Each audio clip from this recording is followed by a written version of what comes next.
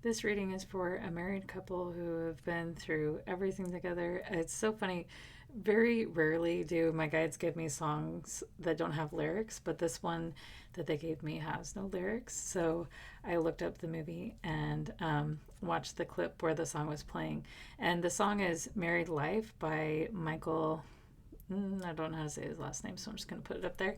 But this is from the movie Up, and in the music video, you just see this cute little couple. They knew each other as kids, and they grew up, got married, and bought a fixer-upper, and fixed the whole thing themselves, and they did everything together.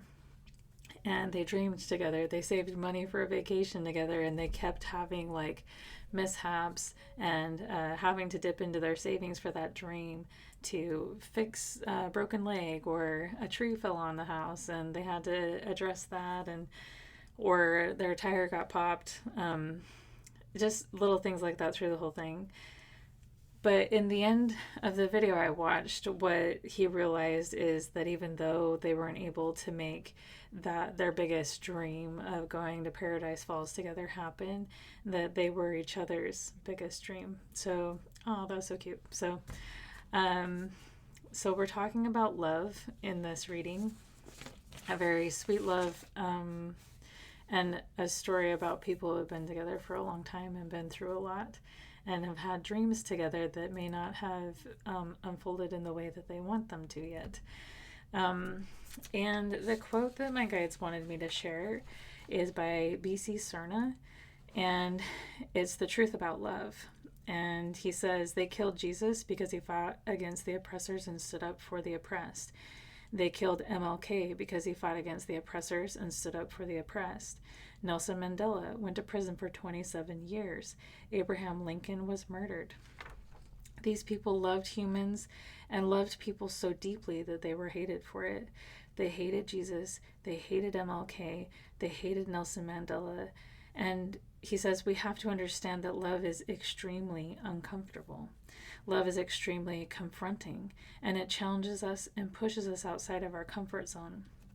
Love is not rainbows and butterflies. He says the black people in America didn't get out of slavery because of love and just nicely asking and coming together and singing kumbaya. That's not how black people got their freedom, or how anyone in the history of mankind got their freedom. So, in this relationship, it may not feel like rainbows and sunshine right now.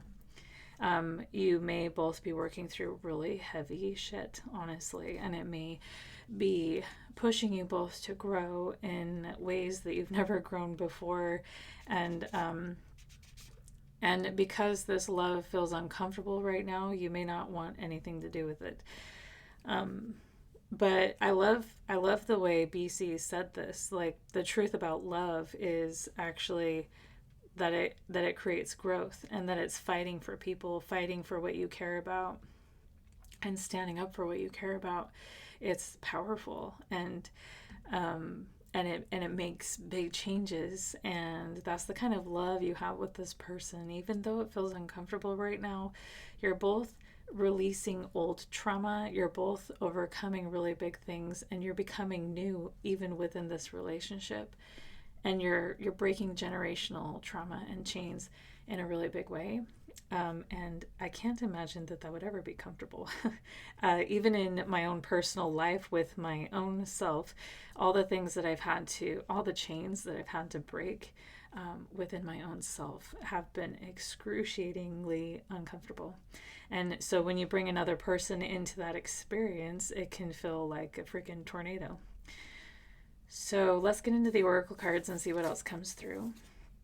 But that doesn't make it not love. Just because it feels like a tornado doesn't mean that love is there. It means big changes are happening, and it's a good thing. So first we have now is the hour, now is the power. Exist not in memory nor anticipation of tomorrows, but in loving and courageous connection with this moment. This will keep you centered and strong and clear, and then smile. After the storm has passed and amidst the aftermath, turn to those parts of you consumed with doubt and smile, and then hold them and keep holding them until the sting of fear is driven out by love. So your guides are asking you to have courageous connection with this moment and whatever is happening in this relationship. Be courageous to face it, and whatever challenges that you're trying to overcome within this marriage or relationship. Have the courage to be present with that, because you, like I said, you're breaking chains right now. And after the storm is past, because love is always there, no matter what we bury it with. We can bury it under fear, frustration, anger, whatever. But underneath all of those emotions is love, and that is the highest vibrational energy that there is.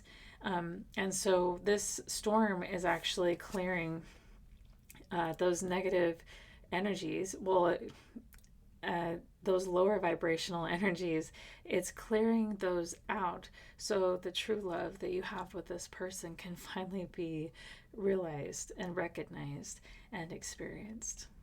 So we can see this relationship being represented by the Two of Cups here, and this is a divine partnership. This is a very sacred love.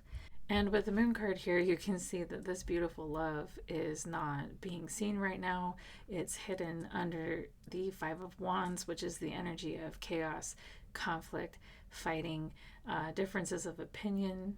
And you or the other person or both of you may be holding back how you really feel in this relationship. You may be not only just burying it under all of this conflict, but also blocking your heart from even feeling it because of all the chaos that's going on here. But your guides are asking you to take your power back from whatever you've given it away to in this experience, whatever trouble that you are allowing to bury the true love that is here.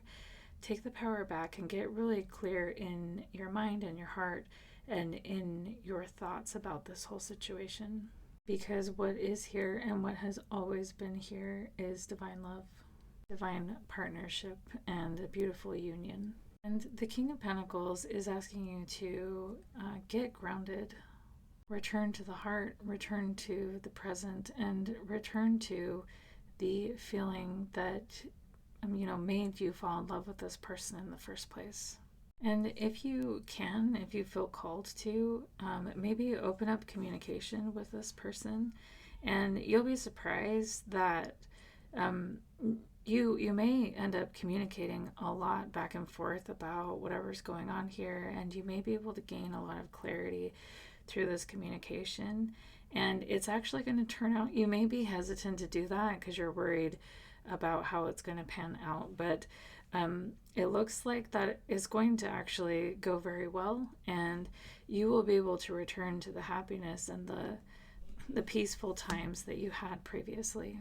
And I think some people say, if there's fighting in a marriage, it's not a good marriage, but actually it's very healthy to have arguments and to go through times like this, because it's like our quote said in the beginning, it's not always rainbows and sunshine. It's not always, that's not healthy. And this uncomfortable conflict that you have with this person is reminding me about the quote that my guides wanted me to share by B.C. Cerna. And some of the most loving people fought for what they cared about. And because they cared so deeply about the people involved, that's why they fought.